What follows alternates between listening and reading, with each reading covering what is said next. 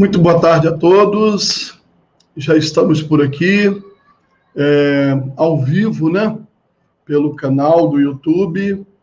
E é muito importante tirarmos essa tarde, né? Para poder, enfim, entendermos, né? Como que funciona essa questão, né? Das doenças psicossomáticas, né? Como que né? Essa coisa do comportamento humano. Ok, nós temos aí, né, a oportunidade de, na tarde de hoje, termos conosco um psiquiatra, né, uma pessoa muito bacana, o Dr. Tasso, uma pessoa muito humana.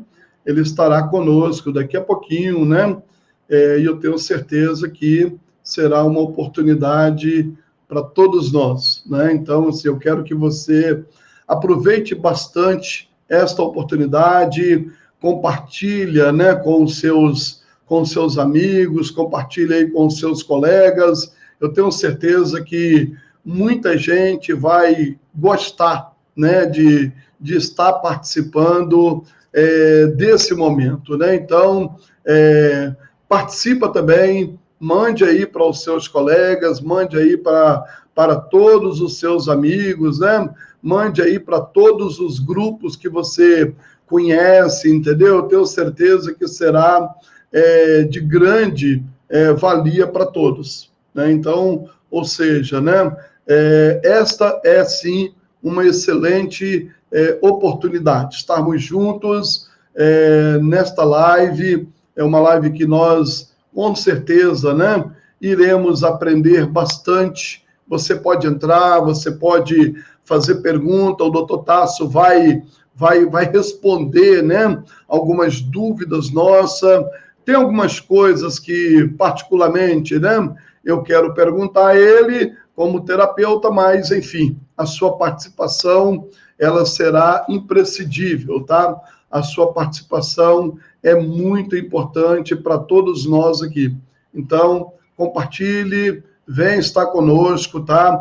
Eu tenho certeza que será uma grande oportunidade você chamar aí os seus familiares. Eu tenho certeza que tem muita coisa aí que a gente vai precisar compreender, né, sobre comportamento, sobre doenças, né, sobre comportamentos fóbicos que nós temos, sobre evitações fóbicas, né, que nós também temos, né? Então, enfim, eu tenho certeza que será uma grande oportunidade para você estar participando desta live na tarde de hoje. Enfim, já entrou ali o meu colega, né, doutor, né, em psicanálise, Manuel Messias, pastor, né, da Assembleia de Deus, presidente também, né, de uma associação psicanalítica, né, lá do Espírito Santo. Você que é psicanalista, você que é terapeuta, não está associado aí a nenhuma, né, associação, não tem respaldo ainda, né, de alguma associação psicanalítica, né? Então tá aí a Psique, né, ou a NUPSIC, a Associação de Psicanálise Capixaba, através desse nobre colega aí, né, Manuel Messias, que é doutor em psicanálise, e também o Núcleo de Pesquisas e Estudos em Psicanálise, o NUPSIC, né? Então, enfim, Daiane Corrêa, minha paciente, já está por ali. Eu tenho certeza que essa live de hoje, ela vai trazer para nós grandes ensinamentos e compreensões sobre muitas coisas, né? Aguardando o Dr. Tasso, ele estava em deslocamento, só estou aguardando ele chegar, mas, enfim, eu quero aqui já ir mostrando para você que o meu seminário Relacionamento Familiar Saudável, ele é um seminário que ele está à sua disposição, né? Então, tá aqui, Relacionamento Familiar Saudável, né? Então, tá ali, cuidado para não repetir as feridas pelas quais você foi vítima um dia. né? Então, aprenda sobre isso, entenda, né, o que é essa coisa do comportamento familiar, como não repetir, como não levar esse legado, né, não levar essas coisas ruins com você, tá? Também tem um seminário fantástico também, tá aqui, né, o Corban, né, o Corban é um presente, né, é aquilo que o Eterno aceita. Então, nesse seminário, eu ministro aqui sobre estrutura familiar, sobre abuso incestuoso entre irmãos, sobre bastardia e aborto, sobre orfandade e paternidade, sobre identidade e autoestima, sobre rejeição, sobre rejeitar as maldições e entender o que é maldição, né? Sobre pedofilias e abuso, sobre o espírito de Jezabel, né? Nós precisamos conhecer como que é isso, né? Louvor e adoração no tabernáculo, saber para que cada símbolo daquele, por que o Eterno mandou fazer o menoral, o candelabro, né? Por que ali a mesa da preposição, a mesa dos pães da preposição, a mesa do incensário, né? E também a recompensa da honra. Então, ou seja, né? Esse seminário a gente se ministra e recebendo aqui, já comigo aqui, presente, esse engraçado que falaram comigo, rapaz, mas que psiquiatra gatinho esse, né? Falei, bom, então vamos deixar ele falar isso aí. Isso, Mandaram isso aí, sabe? A minha mãe concorda. Oi? A minha mãe Você falou concorda. O quê, Tarso? A minha mãe concorda. Sua mãe concorda, ok. Sua mãe concorda, tá certo. Você tem filhos, né, Tarso? Você é casado? Sim, pastor, eu sou casado. Olha, semana passada, não, essa semana passada, né, dia 12, eu fiz 9 anos de casado e eu tenho um menininho de quase 2 anos. Você pode levantar um pouquinho o seu som? Eu acho que ele está um pouquinho baixo. Os colegas que estão ouvindo, concorda? Está um pouco baixo o som dele. Me dá um retorno aí. Oi? Eu estou com o microfone aqui. Será que está ouvindo melhor agora? Ok. Eu acho que... Fala de novo para a gente ver. Está ouvindo melhor agora? Que eu estou com o microfone. Ok. Está ouvindo melhor agora. O pessoal está concordando, está ouvindo melhor sim. Tá. Né? Então tá bom. Então você tem 9 anos de casado, tem uma filha de... Tem um filhinho. Eu tenho um filho, um menino um homem. De 2 anos, um homem. Como é o nome dele? Ele chama Otávio. Otávio, bacana, bacana. Quando assim que eu postei que você seria o entrevistado de hoje, né, estaria comigo nesse bate-papo, algumas pacientes minhas que já estiveram com você, foi indicação minha, colocou lá o melhor de Minas, ou colocou o melhor de BH, né? Isso é muito bom. Que bom, fico feliz. É muito bom porque uma indicação, né, quando nós psicoterapeutas, né, encaminhamos para um respaldo clínico, né, nós precisamos que do outro lado tenha, lógico, né, tem alguns profissionais que a gente admira e é bom entender que dentro do outro lado tem profissionais humanos, profissionais que verdadeiramente entendem o ser humano como humano. Né? E eu vou falar aqui a frase de Carl Gustav Jung, né? Conheça todas as técnicas, use todas as teorias, mas quando tocarem uma alma humana, seja apenas outra alma humana, né? Perfeita frase, né? Jung. É uma frase muito bacana, né? Tarso, bom, como que é ser médico de loucos, cara? O pastor Jorge, né, eu sou membro da igreja da Batista Getsemane, fala, brincando às vezes assim, o psiquiatra de plantão, o médico de doido, eu até falo que o pastor não fala isso não, porque eu atendo tão pouco maluco, né, para cada 100 pessoas que eu atendo, eu acho que uns 2 ou 3 poderiam ganhar esse rótulo de psicótico, né? A maioria é como nós, pelo menos como eu me acho normal, né, saudáveis em sofrimento. Sim, engraçado que há muito tempo atrás eu tive uma oportunidade de estar com uma turma de psiquiatria e a camisa deles, inclusive, era alguém com a camisa de força, né? Porque remete àquela ideia de Freud, de Foucault, né? Das clínicas, né? Do histerismo. Dos hospícios, né? Justamente. A psiquiatria evoluiu muito, graças a Deus, né, pastor? Então, realmente, hoje a gente consegue atender com humanidade, não precisa... Na maioria dos casos de força bruta, em hipótese alguma, nem camisa de força, nem hospitalização. Então, a psiquiatria, junto com a psicologia, consegue entender o ser humano e tratá-lo com dignidade, né? Hoje é um prazer ser psiquiatra, não é tão difícil mais como foi há 200, 300 anos atrás, para o psiquiatra e para o paciente, né? Pior ainda. É isso, justamente. Engraçado que a gente ainda recebe, né, pacientes no consultório hoje, né, que fala assim, olha, eu tive muita resistência de vir aqui, né, porque assim, primeiro lugar que eu não sou louco, né, eu falo, eu não vou nem tão encaminhado para o psiquiatra, né, porque se chegou aqui, né, já com esse pensamento, então imagina se for mais à frente um pouquinho, né. Mas como que é? Mas, Você assim, tem encontrado essa dificuldade? é uma resistência quase que natural, né? A gente fala de um tema pouco compreendido. Entender a mente humana, o cérebro, ainda é uma busca recente da maioria das pessoas, né? Vamos dizer que a filosofia tentou isso há milênios, né? Mas entender, assim, destrinchar mesmo, tem 2 séculos que a gente faz isso com alguma capacidade, né? Então, o ser humano foge do que não conhece, isso é instintivo, né? A gente inspira medo da população, né, pastor? Você é formado pela Universidade Federal de Minas Gerais e você também fez residência em psiquiatria no Hospital das Clínicas, aqui também da UFMG.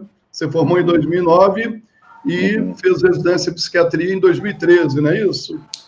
Foi em seguida, terminei depois de 3 anos, né? Terminei em Concluiu 2013, já 14. em seguida, né? Sim. E como que foi essa coisa de vir para a psiquiatria? Eu nunca vou achar que foi por um acaso, né? Mas foi um tanto mal planejado, vamos dizer assim. Um colega meu, também psiquiatra, excelente, o Silas, que agora mora na França, me deu essa ideia. Ele falou, tá, vamos fazer psiquiatria? E eu não pensava mesmo no fim do curso. E eu vi assim, ele, vamos dizer assim, sem essa inspiração cristã, me instigou vamos dizer, a pensar num assunto que eu acho que passa muito mais perto do que seria o cuidado de Deus para as pessoas, do que às vezes um médico ortopedista, um cardiologista. Lógico que todo mundo, profissional de saúde ou não, é instrumento de Deus, mas eu fui entendendo a psiquiatria aos poucos como um instrumento, como sendo um meio de Deus me usar, né, para ajudar e para ser também Cristo dentro daquele lugar, né, ser um representante dentro do consultório. Ô, Tássio, não tão... meio Perdão, natural, pode continuar. Está travando o seu vídeo. Ok, voltou. Agora voltou. Ainda está travado ainda. Tássio, está tudo ok com você? Você está me ouvindo? Seu vídeo está ficando travado. Se alguém concorda, me dá um retorno aí. Eu estou te ouvindo. Está tudo ok. Você está me ouvindo? Eu vi que o senhor interrompeu, eu parei. Ah, legal. Ok. Bom, tem um colega também, né, seu, eu creio que você deva ter alguma ligação também com ele, né? Ele já é mais famosinho na internet aí, né? Você talvez... Voltou, pastor? Voltou, justamente, né? Eu estou falando do Ismael Sobrinho. Ismael é mais famosinho na internet, né? O Ismael gosta, ele gosta das muito, câmeras. Né? Ele gosta. Muito legal, ele é pessoa bem... muito boa, além de excelente profissional, ele fala muito bem, um palestrante excelente. Palestrante excelente. Bom, você falou Silas, né? Esse amigo seu? Sim, ele me instigou, vamos dizer assim, ele lançou essa ideia e não foi um projeto como às vezes um colega projeta ser cardiologista desde o começo do curso. Ele aparentemente me cutucou, né? E eu fui pensando no assunto e eu acho que aí vem a inspiração de Deus sem a gente perceber, assim, não precisa de um anjo aparecer, né? Ou às vezes o próprio Silas, meu colega, foi esse anjo, né, para tocar o meu coração, e eu estou aqui estudando já na psiquiatria quase, deixa eu ver, de 2010 para cá, quase 10 anos, né? Já atuando na área. Que bacana, né? E Paulo e Silas estavam na prisão, o anjo foi ali abrir, né, as portas, né? E nesse Ué. caso, o Silas foi quem abriu as portas para você poder.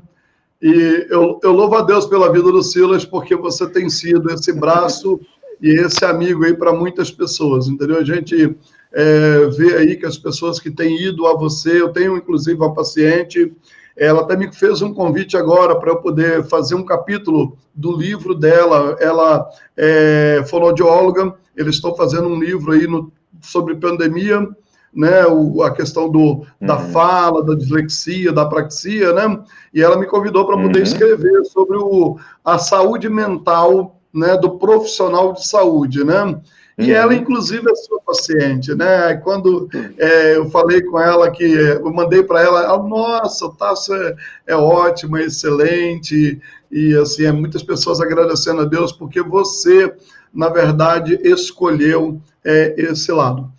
Tasso, já tem perguntas aqui, né? Algumas pessoas, a minha esposa, inclusive, ela é estudante de psicologia, né? Também está na área aí do comportamento. Nós temos aqui doutor em psicanálise lá do Espírito Santo, né? Também está conosco aqui, também é pastor ele, né? Está conosco. E algumas perguntas já começaram a surgir.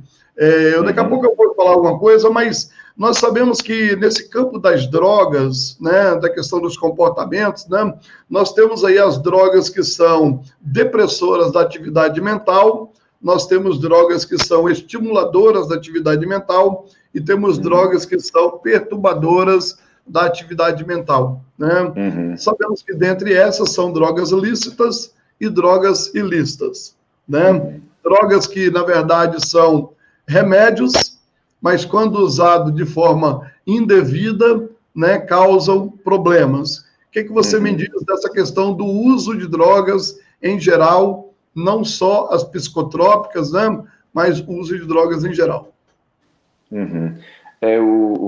Tem até um ditado popular, não sei se é popular entre leigos, mas na faculdade a gente fala que a diferença do remédio para o veneno é a dose. Isso falando dos remédios que a gente pode prescrever. Mas pelo que eu entendi, né, o senhor fala também das drogas ilícitas, né, das drogas de abuso. Né? Infelizmente está cada vez mais comum. Mês passado faleceu um jovem, 2 jovens de pouco mais de 18, 19 anos, um deles filho de um colega médico famoso. Então, infelizmente, não sei se a pandemia piorou ou não, mas o consumo de substâncias está cada vez mais comum, né? Falar de maconha agora para criança, para adolescente, já quase virou uma regra.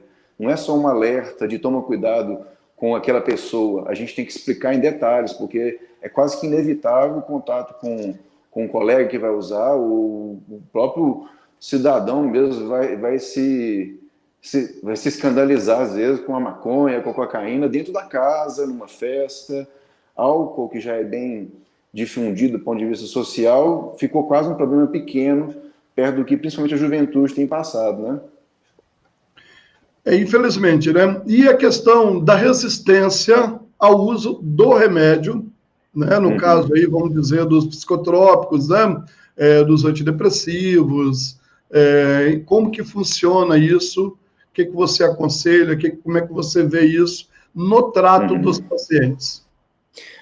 Primeiro, se possível, ao pensar-se no uso, pensar no prescritor, né? Como você falou, né, pastor? A indicação é essencial. O clínico geral, todos os médicos estão habilitados a tratar os sintomas depressivos, ansiosos, as doenças psiquiátricas. Mas seria muito legal o paciente encaminhado pelo psicólogo, ou mesmo vindo naturalmente, procurar uma indicação bacana. Então, na minha cabeça, né, o que eu considero razoável é confiar no especialista. Eu mesmo sendo médico, quando eu levo meu filho ao pediatra, eu finjo que eu não sou médico e deixo ele aos cuidados do pediatra e confio na prescrição dele. Mas é bom uma segunda opinião em alguns casos mais graves. Não tenho mais o medo que eu tinha de remédio antes de formar, né? O tarja preta assustava mais o acadêmico, o médico recém-formado.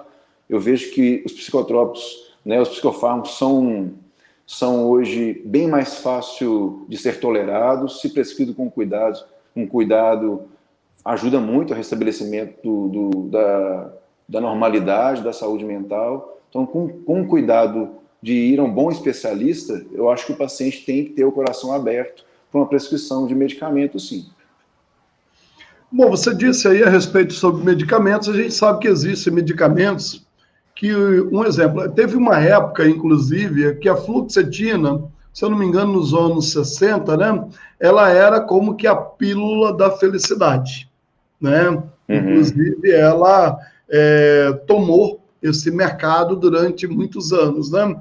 E hoje a gente vê as pessoas, como você mesmo disse aí, né, indo procurar o posto de saúde num clínico geral, né, não procurando um especialista em psiquiatria, né, alguém que, na verdade, conhece do comportamento e, na verdade, daquele medicamento mais adequado, e essa pessoa, então, ele vai fazer o uso de um remédio que não seria tão bom, né? Tão adequado, né? O que você me diz dessas drogas anteriores, como a fluoxetina, a sertralina, né, Lexotan, enfim, né? Sim.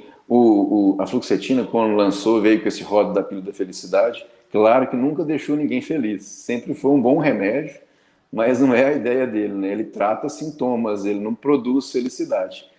Acho que se gerasse felicidade, tomaríamos com suco todo dia de manhã, né? Ainda é muito útil. Eu não desconsidero os clássicos, né? Como você citou, a fluoxetina, até drogas mais anteriores, né, a nortriptilina, amitriptilina, imipramina, clomipramina, os triciclos, né, que são os primeiros antidepressivos, ansiolíticos, vamos dizer assim, os pais, né, os avós dos remédios modernos para depressão e para ansiedade. Como na literatura, o clássico não sai de moda, pelo menos não deveria sair. São muito úteis, né? Considero que o Lexotan, benzodiazepínico, o médico tem que tomar mais cuidados. Esses remédios que a gente chama de tarja preta, pelo potencial de abuso, né, de criar tolerância e dependência do paciente, tem que ser mais vigiado. Infelizmente, o acesso é fácil, né, até porque o clínico pode prescrever. Um clínico bem treinado no centro de saúde pode prescrever. Eu acho, inclusive, que o acesso ao tratamento tem que ser mais amplo, né? A oferta de psiquiatras é pequena, então um clínico bem treinado pode tratar. Mas se você consegue, se você tem poder aquisitivo, se o seu plano de saúde oferece psiquiatra, dê preferência. Mesmo que ele escolha as drogas antigas, os medicamentos antigos, na mão dele essa química vai ser mais bem trabalhada. Bom, você disse aí da questão do benzodiazepínico, né? Benzodiazepínicos, né, na verdade, né? Que aí, no caso, é o diazepam, o lorazepam, o bromazepam, né? Aquele o dormonide, né? Na verdade, o clonazepam, né? Enfim, essas drogas também, na verdade, elas vão, na verdade, trazerem uma aceleração ou diria um despertamento, né, para potencializar a ação do GABA, né, no caso, né, que seria os inibidores do sistema nervoso central. Ao mesmo tempo, quando isso não acompanhado de maneira adequada por um clínico, né, especializado e potencializado o tratamento através da psicoterapia, não somente a dependência, que depois vai causar também um problema do desmame dessa droga, mas também tem problemas ou efeitos que podem causar detrimentos aos neurônios, no caso? O maior problema do uso inadequado desses medicamentos, principalmente o uso prolongado em altas doses, são os efeitos imediatos, né? Essas medicações, elas são anticonvulsivantes, têm objetivos que vão além da psiquiatria, né? É uma droga neurológica também, mas se a gente usar de maneira pontual, vou dar um exemplo clássico, crise de pânico. Muito difícil alguém em sofrimento, vamos dizer assim, absurdo, que é a proposta do pânico, né? Uma impressão de morte iminente, de enlouquecimento. Nessa hora eu não vou oferecer uma pílula de fluoxetina, porque não vai resolver, ou de qualquer antidepressivo. É uma hora boa de um benzodiazepínico funcionar. Se estiver no hospital, endovenoso, né? Direto no sangue. Mas, assim, era para ser usado de maneira mais pontual. Não são medicações para dormir, né? O leigo, principalmente, chama esses remédios tarja preta de remédios para dormir. eles dão sono, eles deprimem o seu nervoso central, mas a grande questão deles não é isso, é aliviar a ansiedade. Se o uso for inadequado, provavelmente em altas doses, vai lentificar o indivíduo. E às vezes ele vai ficar com um reflexo ruim, com raciocínio ruim, com a memória ruim. Então prejudica a cognição dele. Né? É um medicamento que, a princípio, não deveria ser usado durante o dia, né? Porque vai prejudicar as funções mais nobres, além de provocar, em parte das pessoas, dos indivíduos, em parte delas, esses sintomas de tolerância, que é o princípio da dependência dos medicamentos. Aí se torna um problema por si só, né? Mas, né, se bem utilizados, são muito bons. Né? Igual eu falei, para crise de pânico, eu não consigo oferecer água com açúcar para paciente. Né? Eu ofereço um benzodiazepínico. É interessante, né? Porque, na verdade, é aquela situação. Se ele, na verdade, fica só dependente do remédio, literalmente ele vai ter um vício. Mas se ele está sendo acompanhado por um profissional, esse profissional vai retirando e vai mudando essas fórmulas de acordo com que ele possa ir recebendo moléculas mais atualizadas, né? E que sejam mais delicadas, né? Mais delicadas, justamente. Bom, a Eneida do Tasso, ela é a minha paciente, inclusive, lá de Tocantins, entendeu? Eu atendo ela online, né? E ela está perguntando aqui, conheço uma pessoa com 40 anos, em depressão, 2 se curaram, mas voltaram a ter recaídas. E a outra se curou no retiro espiritual no final de semana. E ela perguntou, por que a cura varia tanto assim? Né? Por que essa curva, uns se curam, outros não se curam, outros voltam? Como que você poderia respondê-la? Todos nós expressamos os sintomas depressivos, ansiosos, de maneira muito particular. Né? Se observar a causa de cada um, deve ser multifatorial, deve ser ambiental, deve ser histórica, né? Algo que aconteceu com o indivíduo na infância. Tem influências genéticas, então tem pessoas que, infelizmente, têm uma tendência a ter sintomas depressivos, né, ou recorrer a esses sintomas. Existem genéticas até mais específicas, né, a genética do suicídio, ou do transtorno bipolar, que é uma expressão mais orgânica da depressão. Quando ela falou que uma pessoa foi à igreja, a um retiro e melhorou, curou, é porque Deus tem poder para fazer qualquer coisa, né? E ele fala que, inclusive, se nós tivermos fé, a gente remove montanhas. Então, a gente melhorar ou curar não depende só de um tratamento, mesmo que seja um bom tratamento com um psicólogo, um psiquiatra. Independente do que cada um vai fazer, o pacote completo, como cristão, o que eu proporia? Nunca desapegar de Deus. Né? Se você tem esse contato com o médico dos médicos, né, com o psicólogo dos psicólogos, ele vai ser o seu grande terapeuta. Aí você contrata o Miguel, chama um psiquiatra que pode escolher o medicamento ou não. É uma mudança de estilo de vida. Então a gente adoece por diversos motivos e também com vários incentivos a gente vai melhorar. É difícil de comparar, né? Assim, é quase uma maldade falar assim, por que esse aqui é fraco, vamos dizer assim, não melhora, e esse é forte, consegue. É tanta coisa envolvida. Até Cristo teve angústia de morte. Cristo foi socorrido por um anjo lá no Getsemane, quando ele pensou na morte dele como algo imediato. Então, assim, de carne, todos nós podemos ter depressão, e o que vai nos fazer recorrer a isso ou melhorar vai depender de tanta coisa.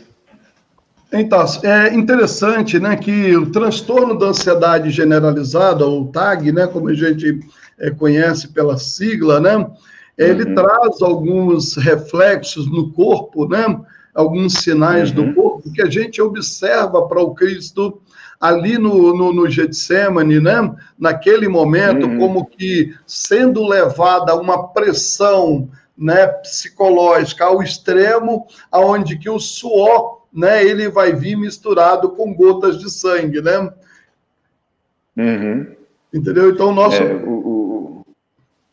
o corpo manifesta, nosso corpo manifesta sofrimento mental, né? Sim, manifesta. Inclusive a somatização, né? É o soma, né, nesse corpo recebendo esses reflexos, na verdade, estressores, né? Interessante que a gente não observa que nós temos alguns órgãos que são mais fragilizados do que o outro ou que estão mais predispostos nessa descarga neuronal, né? E aí... Sim.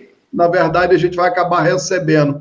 Está conosco também aqui, já até mandou uma foto para mim aqui, a Helena. A Helena é uma paciente, o irmão dela, inclusive, é seu paciente, né?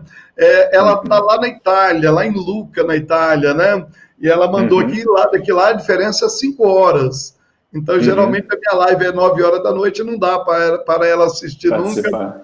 Nunca. Mas o irmão dela, inclusive, é seu paciente, entendeu? Uma pessoa muito feliz também com o seu trabalho. Bom, nós sabemos que existe aí os beta-bloqueadores, né, que são inibidores, inclusive, né, impedem esses hormônios, os hormônios da alegria, que são dopamina, ocitocina, serotonina, né? Mas esses beta-bloqueadores, eles são precisos serem usados muitas vezes para poder conter a ansiedade ou a insônia, né? Você falou do beta-bloqueador, né? Ele é um remédio essencialmente para o cardiologista, né? Que utiliza essa classe de remédios para, vamos dizer assim, controlar a influência da noradrenalina, né? Da adrenalina sobre o coração e sobre o circuito, né, cardiovascular. Mas pode ser usado, sim, na psiquiatria, né, em casos específicos. Otávio, falando sobre o transtorno da ansiedade generalizada, né? O que caracterizaria de imediatamente, né, uns sintomas de uma pessoa com transtorno de ansiedade generalizada? Eu tenho, inclusive, uma paciente que ela te procurou, ela é uma dessas aí, né, felizes, né, no caso, né? E ela te procurou com síndrome de burnout, né? E ela, na verdade, ela já tinha ido no cardiologista, ela já tinha ido no ortopedista, ela tinha ido no pneumologista, ela já tinha feito uma bateria de exames, e aí ela me procurou. Aí ela me procurou, falaram que ela precisava de um psicoterapeuta, e eu encaminhei ela para você, né? E naquele momento ali você medicou e a devolveu. É interessante que esse transtorno da ansiedade generalizada, ou acompanhado aí no caso da síndrome de burnout, ele vai ter todas esses sintomas no organismo, né? A adrenalina é uma das substâncias envolvidas, né, no que seria o estresse crônico. É muita coisa, uma cascata de neurotransmissores, né, tem envolvimento de glândulas que não são do sistema nervoso central, né, da glândula suprarrenal, né, que é a cortical. Então, assim, o que você falou, você primeiro perguntou que seriam sintomas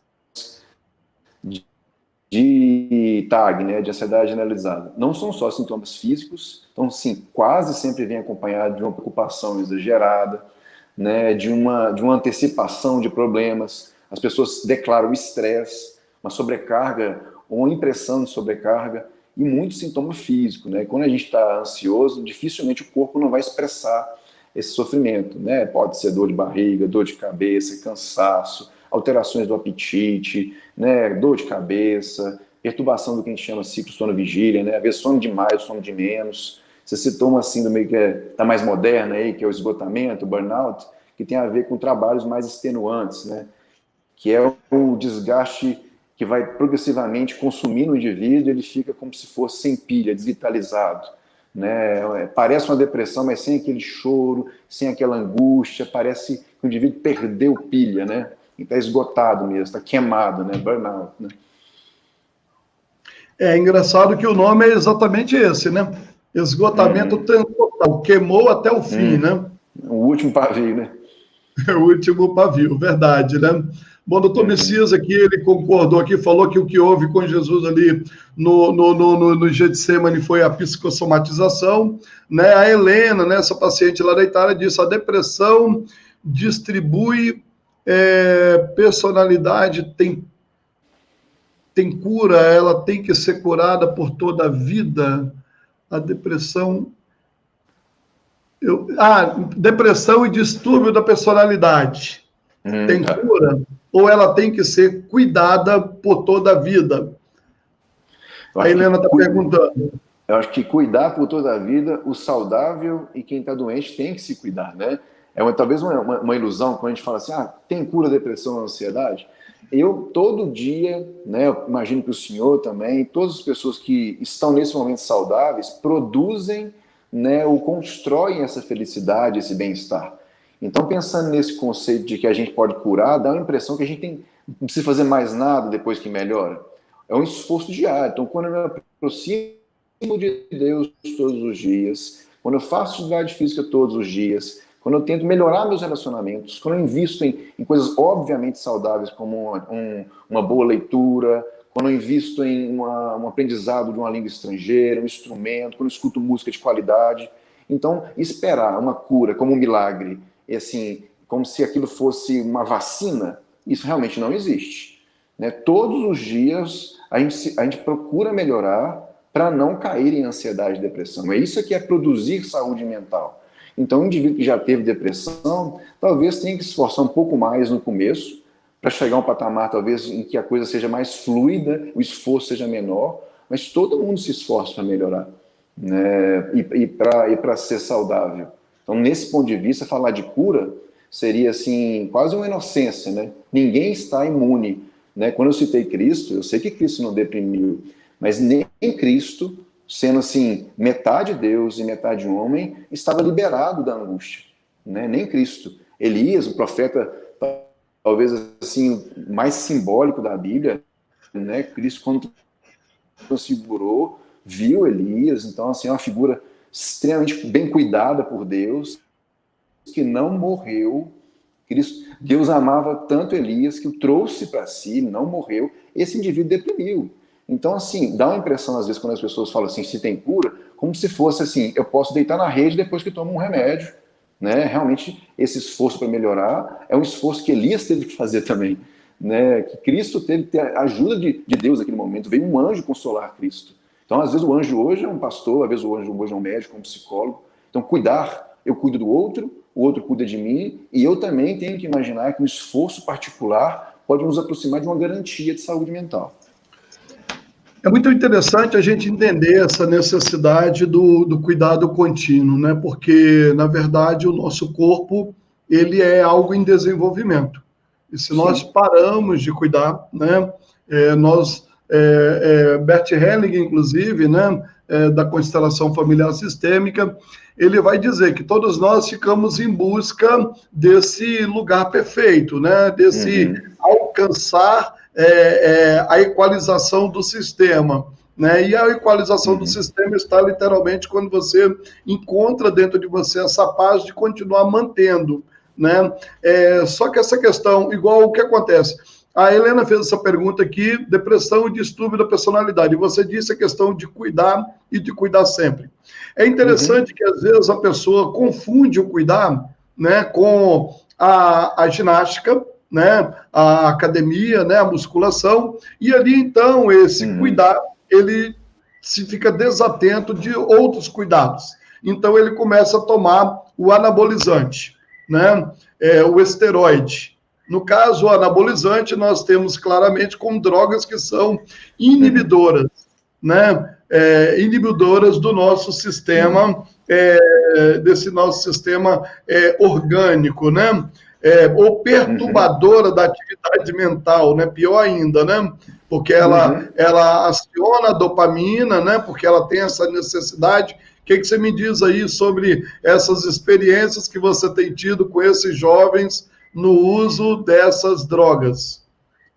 Anabolizante, para ser sincero, até chega pouca gente. E quem está recorrendo a anabolizante não quer o meu remédio, normalmente. Mas o anabolizante, o que a gente vê é que é o artificial tentando forçar o natural. Né? Normalmente o que funciona no nosso desenvolvimento é o que classicamente ajudou meu pai, meu avô. Foi a proposta de Deus lá no Éden, né?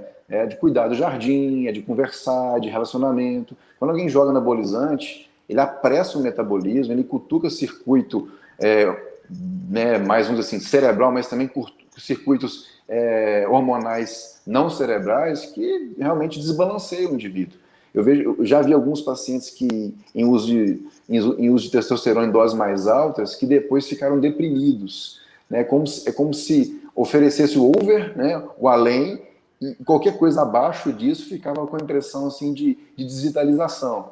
Então não adianta ter pressa. Né? Quando eu falei do bem-estar da produção contínua é produção, é esforço, é suor, né? Não precisa de botar um fermento nesse meio, que seria anabolizante. Aliás, se colocar, acho que até estraga. Quando você disse aí que, no caso, o anabolizante, ele vai trazer alguns problemas, principalmente para o fígado, outros problemas cardiovasculares, né, que é câncer, inclusive, para a mulher, inclusive, né, mudança da voz, aumento do volume do clitóris, crescimento de pelo, né, e outras coisas mais, né? Sobrecarga renal, o negócio é sobrecarga renal, sobrecarga renal, metabolismo tipo pisar no acelerador sem um preparo físico para isso, né? Há um aumento também no cortisol? Anabolizante deve ter, não sei nem quantas opções, 100 opções, então provavelmente envolve cascata de cortisol, de adrenalina, né? Deve ser uma confusão, né? Porque não tem um só anabolizante, não tem só uma receita, né? Hoje o pessoal faz um milagre químico, né? Normalmente o prescritor, ele é quase que um bruxo que vai temperando aquilo ali e faz uma receita imensa, né? Então não sei se um efeito só, deve ser vários efeitos positivos, mas a maioria deles deletérios, né? Eu tenho alguns pacientes que fazem uso e volta e meia eles chegam no consultório com a taxa deles o humor deles muito deprimido, né? Chorosos, muito ansiosos, né?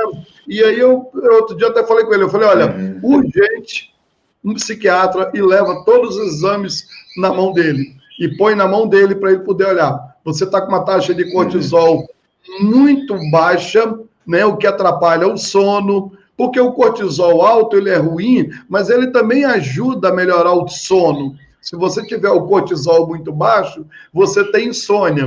Se você tem insônia, com isso também você vai ter a depressão, né? O cortisol muito alto não é bom, mas ele pelo menos ele junto com a endorfina ali, com a dopamina e a ocitocina e a serotonina, ele vai equalizar e vai te dar o sono, né?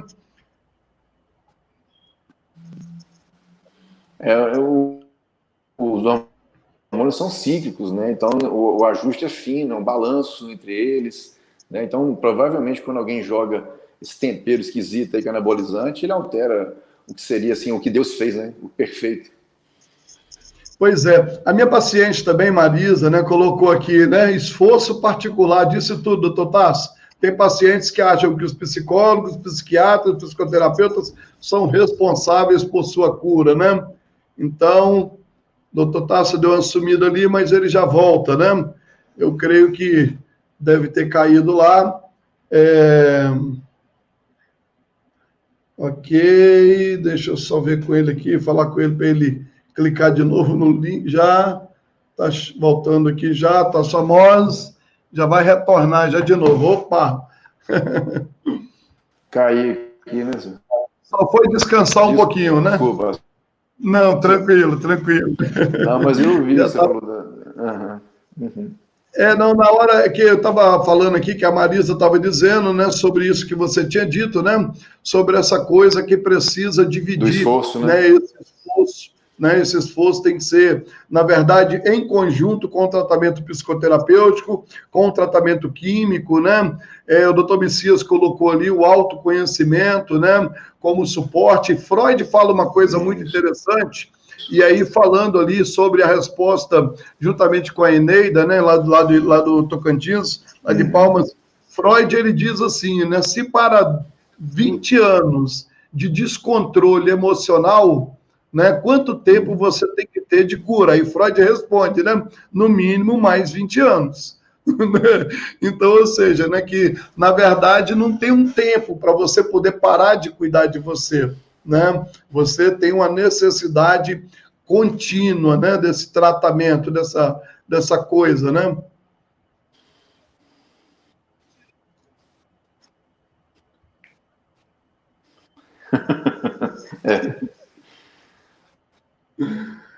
Não é?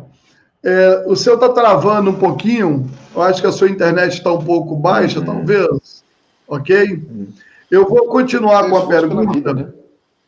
Esforço pela vida. Uhum. O Otávio, ele está dizendo assim, né? Sou extremamente ansioso, Otávio Guzmão Maia, né? Mas colocou ansiosa. Sou extremamente ansiosa e tenho crises. Me sinto muito bem com a prática de caminhada. Nós sabemos que é um dos tripés, né? Na verdade, né? O exercício físico. Sim, É um sim. dos, né? Ela falou uma coisa interessante, ela falou que é ansiosa, né? A dica que eu dou para o paciente que tem esse sintoma é falar que está ansioso. Isso modifica a nossa proposta, né? Eu acredito que se eu proponho um momento de ansiedade, eu já vislumbro a cura, ou já vislumbro a saúde. Quando ela fala que parece que ela vai lutar contra uma tendência eterna, né? Talvez pensar numa terapia que transforme esse raciocínio também, né? E há uma necessidade, inclusive, né, de nós concentrarmos, na verdade, menos força no negativo, né, e passarmos a focar mais no positivo, né? Então, ou seja, o que eu não fiz até agora que eu poderei fazer para contribuir para uma melhora? Com Ou o que eu certeza. posso deixar de fazer, né, para que eu não continue tendo esse mesmo comportamento, né? Uhum. Então, esse pensamento. A caminhada, a caminhada melhora, pastor, porque é difícil andar para frente e pensar para trás, né? Então a gente fica mais pragmático, mais objetivo quando caminha. Só que não posso caminhar o dia inteiro, né? Tem até algumas pessoas errantes, né? Os mais doentes, né? Os psicólogos talvez são encontrados distantes de casa, né? A tentativa talvez de organizar o pensamento, andar. Só que a caminhada, igual é um pedacinho do que seria o tratamento. Quem dera a caminhada curasse alguém, né? Justamente, quem dera, né? Mas aí, né, há outras necessidades, né?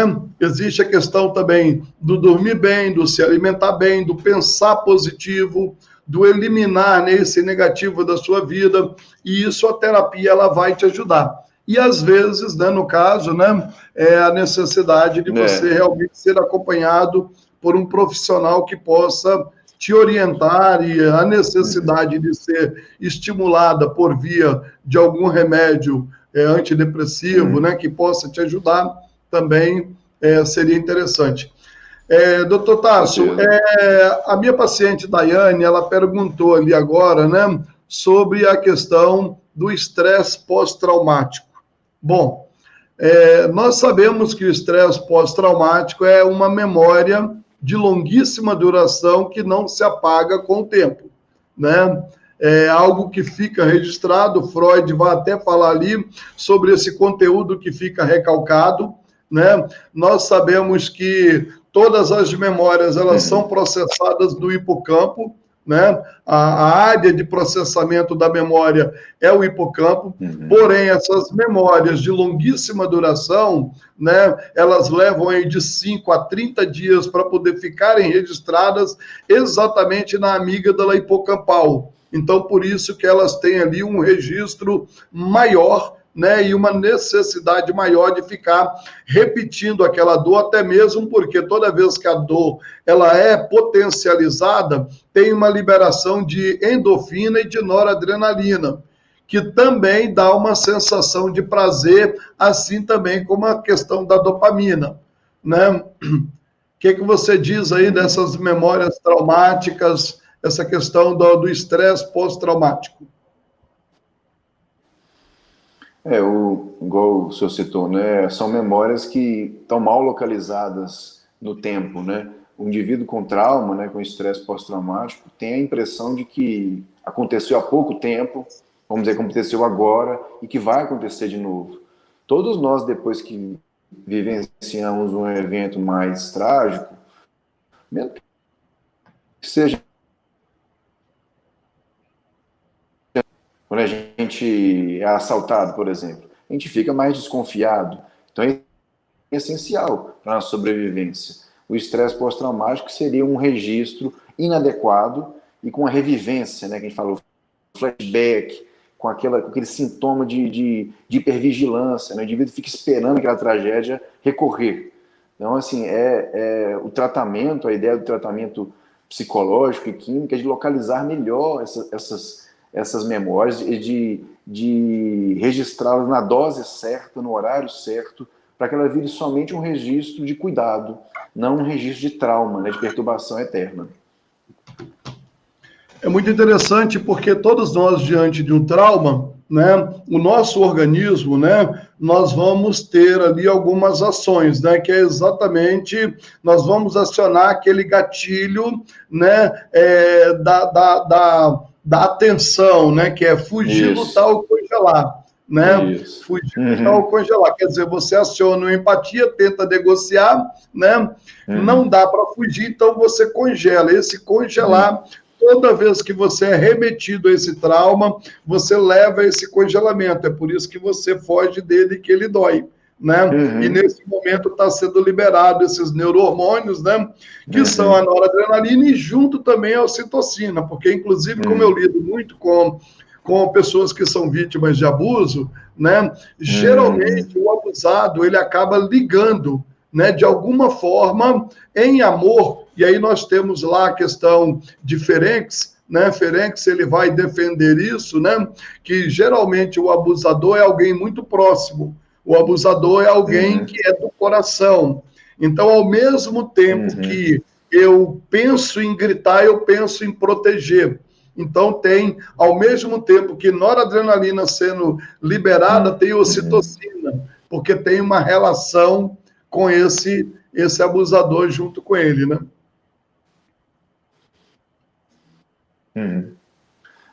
Porque a crueldade do abuso é isso, né? Essa mistura do que seria a pessoa que eu confio, ou a pessoa até que eu gosto, da pessoa que me faz mal, né? Cuida e abusa, né? Tem aquela síndrome de Estocolmo, que a pessoa se apaixona pelo sequestrador, que em parte é uma forma estranha de reagir, mas é compreensível pela explicação que o senhor deu, né? Sim, justamente. A Valquíria, minha paciente também, ela diz aqui, meu pai tomou por anos o Rivotril para dormir. E ela pergunta, né, pode ser associada hoje com o Alzheimer que ele sofre atualmente? Não tem nenhum grande estudo, assim, não tem nenhum grande estudo com a robustez para nos garantir isso, essa impressão que ela tem. Né? O que a gente vê é que durante o uso do Rivotril, a gente tem uma impressão de pseudodemência, né? Lentificação do raciocínio, prejuízo da memória, das funções mais sofisticadas. Mas como sequela ter Alzheimer, a gente não pode jogar na conta do Rivotril ou de outro benzodiazepínico. Pelo menos não dá para fazer isso de maneira, esse raciocínio, de maneira científica, não dá para provar. Né? Então, provavelmente, o que ele tem é uma genética que o desfavoreceu. Né? Ok. Também tem aqui a Margarete, a minha esposa, ela está perguntando, doutor Tass, qual seria o diagnóstico para concluir que uma pessoa está com depressão? Ou não somente um estado depressivo, né? É claro que tem que ser a partir de uma consulta, né? Normalmente ele vai ser acompanhado para ganhar um diagnóstico, mas o que a gente vê assim como critério, uma alteração do comportamento, né? A pessoa modifica a capacidade dela, a interpretação de realidade, além de tristeza, além de choro, de falta de esperança, além do que seria os sintomas físicos, né? As alterações mais assim orgânicas, né? Do sono, apetite, essa impressão de desvitalidade. Os sintomas depressivos variam com a idade, variam com a expressão mais particular de cada um, mas como critério diagnóstico, assim, vamos pegar assim, tem que ter uma mudança de comportamento, o prejuízo tem que ser duradouro, né, pelo menos 3, 4 semanas, e tem que vir acompanhado de um grupo de sintomas, não só tristeza, né? É muito comum de confundir o luto, ou o sofrimento, a angústia com depressão, né? É um pacote completo que constrange o indivíduo quando a gente fala assim, está doente. E hoje a gente tem tido muito esse quadro. Como que você tem visto o aumento da depressão, Você está me ouvindo, principalmente pastor? nesse período da pandemia, doutor Tasso?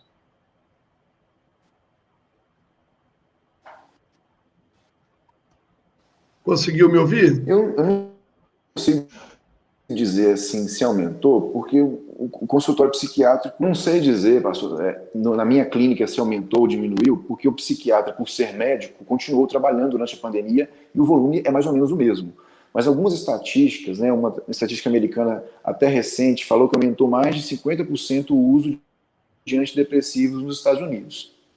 Então, pode-se inferir que houve um aumento de ansiedade e depressão, ao menos no público americano. Acredito que tenha havido aqui no Brasil, mas o tanto que aumentou, o tanto que a pandemia por si só pode ser causadora disso aí, ou se é mais um gatilho, isso é muito individual. Eu tenho atendido pessoas que estão melhorando na quarentena, por mais estranho que possa parecer.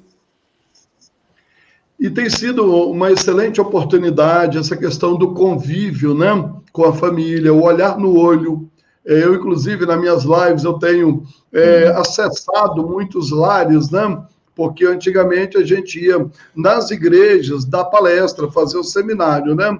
Mas hoje você tem alcançado muito mais famílias, né, através das lives e levado essa mensagem, inclusive, dessa questão do comportamento dentro de casa, de um aproveitar mais o outro e um saber lidar, né, com o comportamento do outro, isso pela própria internet, né? Lógico que a gente tem casamento acabando e tem casamento se fortalecendo, né? Se fortalecendo. A gente tem uns Felipe Neto por aí também, entendeu? Para poder piorar as coisas. Né?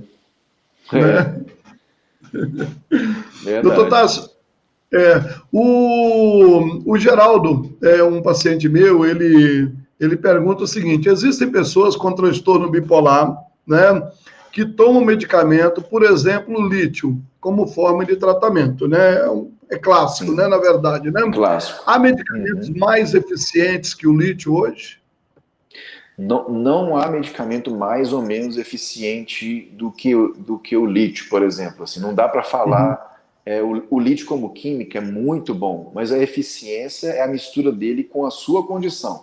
Né? O que a gente vê, vamos pegar assim o que seria o principal guideline, né? O principal conselho orientador do médico psiquiatra. O lítio e o ácido valproico são remédios antigos, ainda são a primeira escolha para a maioria dos pacientes com transtorno bipolar. Mas vai depender da fase dele, se ele está em fase depressiva, às vezes ele vai ter uma associação melhor com outro remédio. Se é uma fase de euforia, o lítio talvez venha em combinação com um antipsicótico, mesmo não havendo sintomas psicóticos. Mas se puder, assim, marcar um X, qual medicamento se prescreve às cegas para o bipolar? Deve ser o lítio ou o ácido valproico. Claro, aí você pega por idade. O lítio não é um medicamento muito bom para idoso. Que tem uma alteração renal que é frequente, é mais frequente em idoso, então provoca mais confusão mental.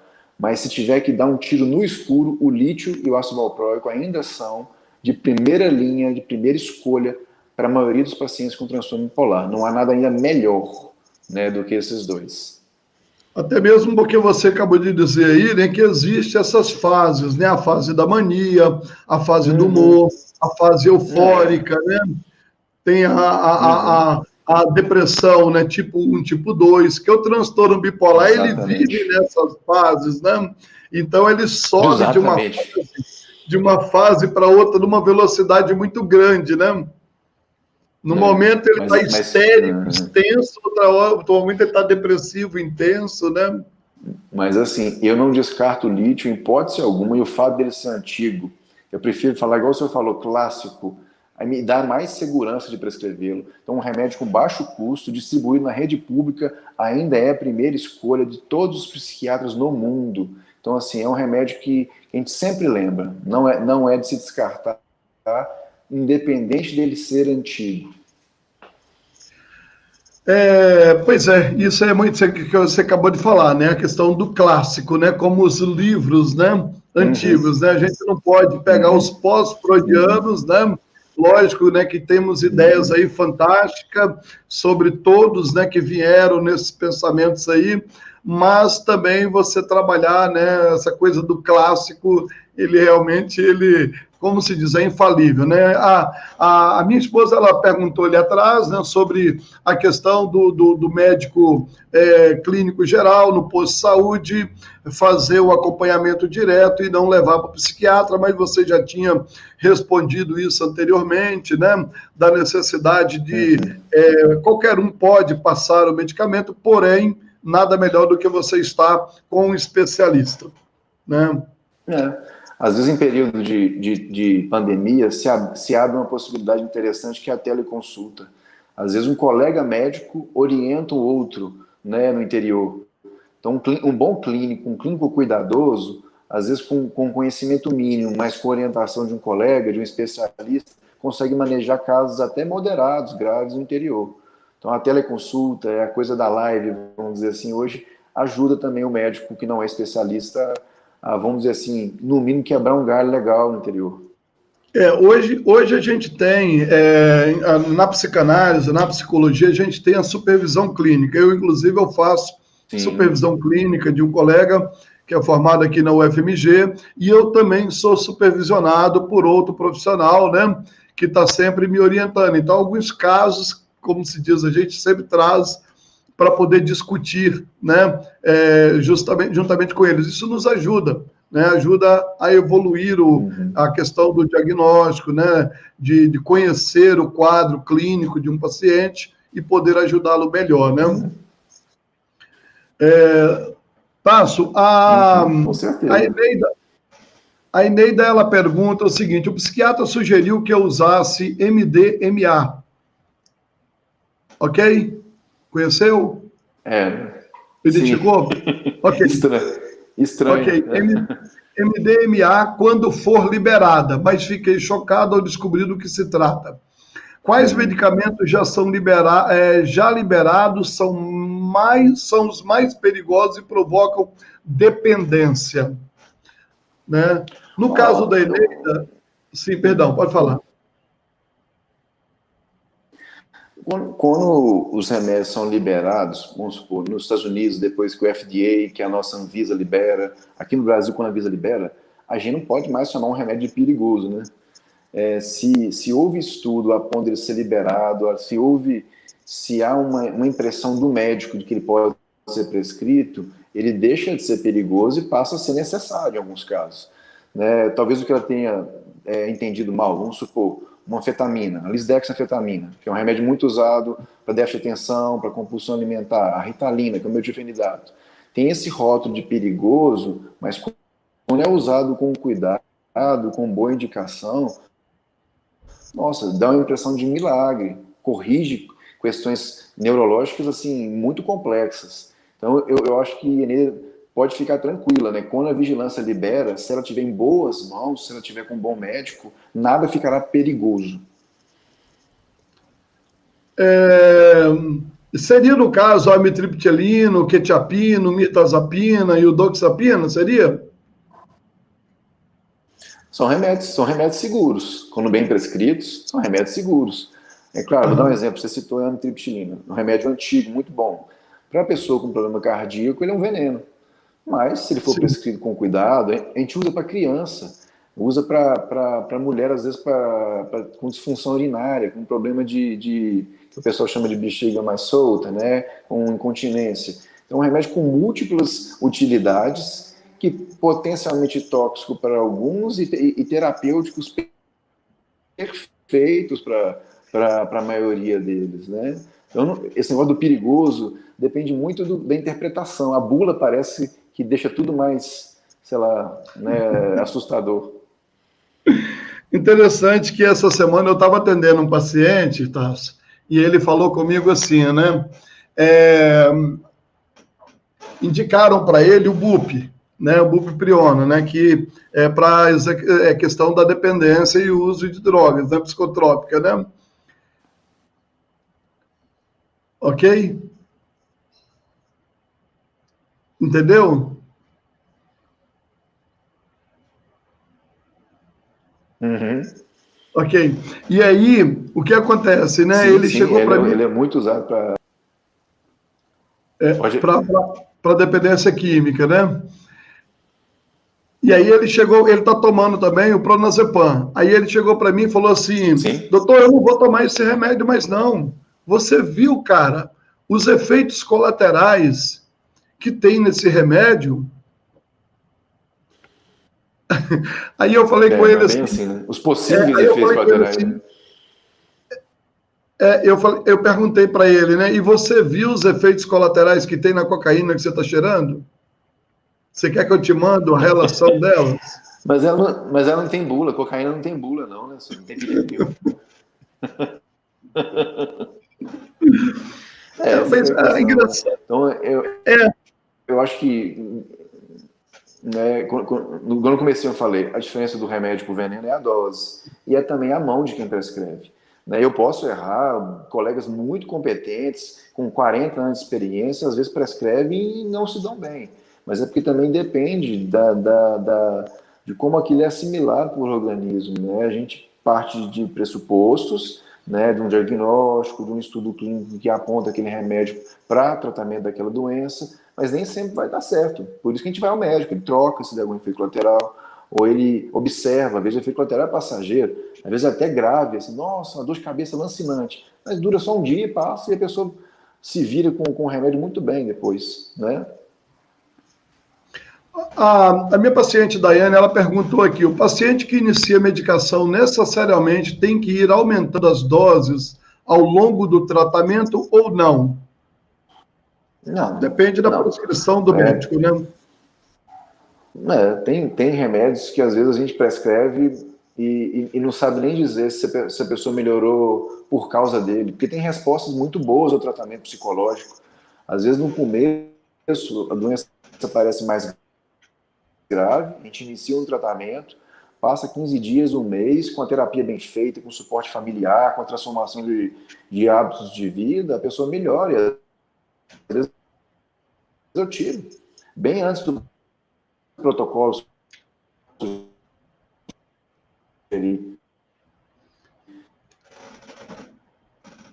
por isso que é importante a observação clínica. Né? Ninguém que começa um medicamento está fadado a ajustes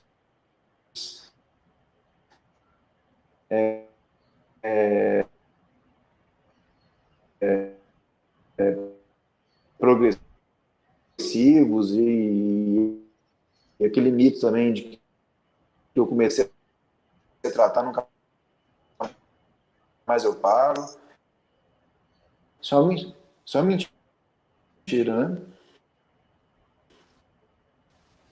É uma mentira e tem causado, na verdade, né, por parte de muitos, um medo e uma rejeição no tratamento, né? Eu acho uma coisa... Você está me ouvindo, Bert, você estava travado e aí depois agora que você voltou. Perdão. Bert, ele diz, tanto Bert Helling quanto também Freud, ele diz que a doença ela começa no pensamento, né, no íntimo, né, na psique, né, e ela termina no corpo. Da mesma forma, também segue o mesmo caminho a cura. A cura ela começa no pensamento e ela também termina no corpo, né? E é muito interessante que a constelação familiar sistêmica ela faz essa ligação entre você estar bem, né? Bert, inclusive, ele vai dizer que a primeira coisa que você precisa fazer é estar bem com a doença, né? É você estar bem com aquela doença que ela está em você. Porque quando você cria uma rejeição ou uma rigidez para aquela doença, você vai criar um problema para o seu comportamento, para a sua psique. Né? Então, a primeira coisa é você estar bem. Quando você está bem, que você busca sincronia, uma harmonização com a doença, ela vai poder ter a liberdade de passar por você e seguir o caminho dela. Mas se você fica preso, se você fica sofrendo com ela, resistindo ela, ela vai piorar em você cada vez mais. Então, é igual o remédio, né? Eu pego um remédio, eu pego um clonazepam, pronazepam, um escitalopram, né? Qualquer um outro remédio aí. Então, ai meu Deus, eu detesto tomar esse remédio. Doutor Tasso já deve voltar em seguida, gente. Então, ou seja, eu detesto tomar esse remédio. Então, ou seja, em primeiro lugar, você já está rejeitando o remédio, você já está rejeitando a cura. Enquanto isso, eu vou aproveitar para poder mostrar aqui a minha camisa, tá vendo? Ó, nada muda se você não mudar, né? Então, pensa nisso, tá? O doutor Tasso já está entrando de novo aqui. Então, eu tenho que começar a mudar a minha mente.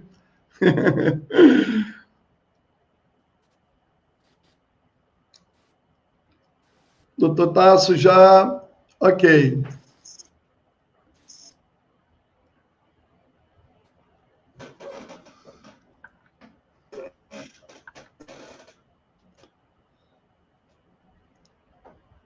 Tasso ainda está travado ainda. E nós estamos finalizando também. O Tasso, coitado, veio na correria. Oi. Você está travado, não estou te ouvindo. Oi, pastor. Oi. A sua imagem está congelada, né? Oi, ok. Legal. Nós vamos... Já estamos caminhando para o final, Tasso, para poder também te dar uma folga. Você está cansado também. Já tivemos 1h10 de live. Muita coisa já foi respondida para o povo, né?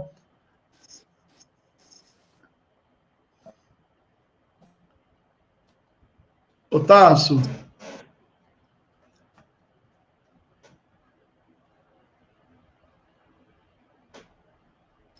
Bom, gente, só estou aguardando o Tasso retornar aí, mas deixa só por enquanto aqui para você poder entender. O Tasso, ele atende no consultório dele, aqui na Praça da Bandeira, aqui em Belo Horizonte, lá em cima, lá, né?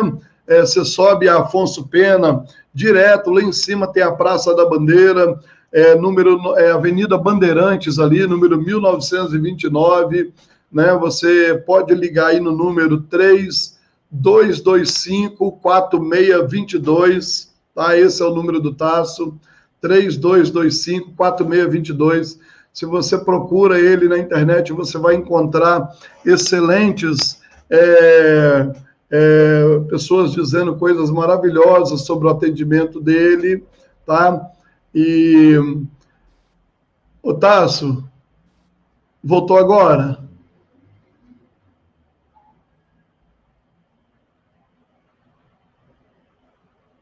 Oi, caiu de novo, mas enfim, então, você que queira, tá? Eu também tenho o contato dele, se você quiser marcar.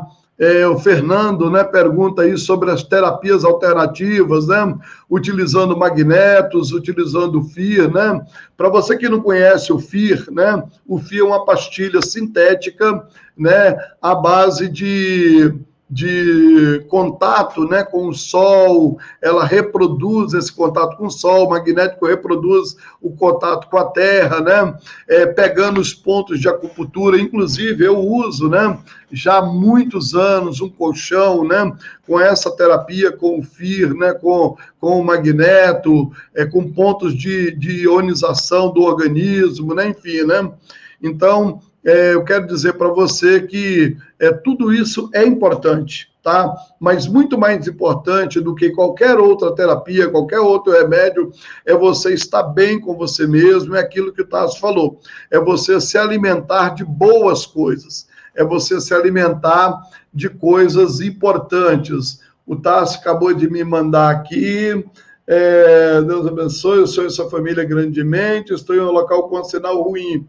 Ok. Bom, como eu acabei de falar, então, lembrando, né, já deixei para vocês aí o número, né, do consultório do Tasso, deixei também aí o endereço dele, né, ali Avenida Bandeirante, 1929, ali próximo à Praça da Bandeira. É um profissional fantástico, eu tenho certeza que os meus pacientes que têm procurado ele, têm encontrado nele muita assertiva, né, no tratamento dele, sem contar também com a pessoa fantástica, humana que ele é. tá bom? Eu agradeço o Tasso, agradeço ele por esse tempo que ele esteve aqui conosco, foi muito importante, foi muito esclarecedor, e eu louvo a Deus pela vida dele e pela vida de todos vocês que estão aqui conosco. Você que queira também o contato, né, do Tasso, né, lembrando que, né, tem o número do telefone fixo que eu já citei para você, mas eu vou falar mais uma vez, tá bom? E você que quiser marcar uma consulta, entre em contato, eu tenho certeza que você será muito bem atendido. Obrigado, Deus abençoe vocês. Lembrando, tá? Mais uma vez, tá? Lembrando mais uma vez aí do número do consultório do Tasso, tá? 3225-4622. 3225-4622, Avenida Bandeirantes, 1929, tá? Quase na Praça da Bandeira, aqui em Belo Horizonte, lá no Alto da Afonso Pena, tá? Eu tenho certeza que será uma excelente oportunidade para você, tá? Gente, muito obrigado por você estar aqui, compartilhe essa live, chame as pessoas, entre no canal, se inscreva, é uma oportunidade ter você por aqui. Na próxima terça-feira, às 21 horas, a minha live, eu irei falar sobre profissões, tá? E o trabalho, tá bom? O que tem a ver o seu trabalho com a profissão que você desempenha, tá? Se tem muito a ver, se realmente você está dentro de um sistema que isso é adequado para você. Então, participe, compartilhe, você tem dúvida da sua função, do seu trabalho, né? Vai ser uma excelente oportunidade. Então, dentro da constelação familiar sistêmica, como que a constelação vê isso? Né? Tem explicação para isso? Né? Tem explicação para o trabalho que eu estou desenvolvendo? Existe, né, uma dinâmica desse trabalho que eu desenvolvo? Né? Realmente eu estou no caminho certo? Então esteja comigo próxima terça-feira agora, né? Próxima terça-feira agora, às 21 horas, né? Lembrando que a próxima terça-feira será exatamente dia 18, tá bom? Beijo no coração, que o Senhor abençoe cada um de vocês. Muito obrigado a todos que estiveram até aqui comigo. Vocês são muito mais que especial, ok? Obrigado, uma boa tarde, um excelente final de semana para todos vocês.